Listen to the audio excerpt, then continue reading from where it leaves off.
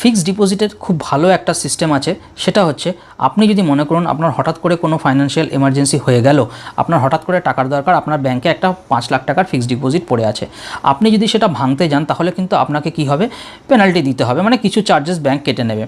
সুতরাং তার এগেনস্টে ব্যাংক একটা ফেসিলিটি দেয় যে আপনি যদি আপনার কাছে কোনো এফডি থাকে, ফিক্সড ডিপোজিট থাকে, আপনি কিন্তু তার এগেনস্টে একটা লোন নিতে পারেন। মনে করুন আপনার 5 লাখ টাকার এফডি আছে, তো আপনি 75% টু 95% আপনি তার লোন নিতে পারেন। মনে করুন আপনাকে 80% যদি দেয়, তাহলে আপনার মোটামুটি 5 লাখ টাকা হলে 4 লাখ টাকার আপনি লোন পেয়ে যাচ্ছেন। সেই লোনটা দিয়ে আপনি কাজ করুন। তাতে কি হবে, মনে করুন আপনার ইন্টারেস্ট রেট যেটা আপনি পান সেটা হচ্ছে 7%, তো ব্যাংক কী করবে, তার উপরে 1% বা 1.5% অ্যাড করে আপনার যে লোনের টাকাটা তার উপরে ইন্টারেস্ট নিয়ে নেবে। তার মানে আপনার 7% হলে 8% বা 8.5% রেটে আপনাকে ওই লোনটা রিপেমেন্ট করতে হবে, বা ওই লোনটা আপনাকে ব্যাংকে ফেরত দিতে হবে। এতে ফায়দা কি হবে, যে আপনার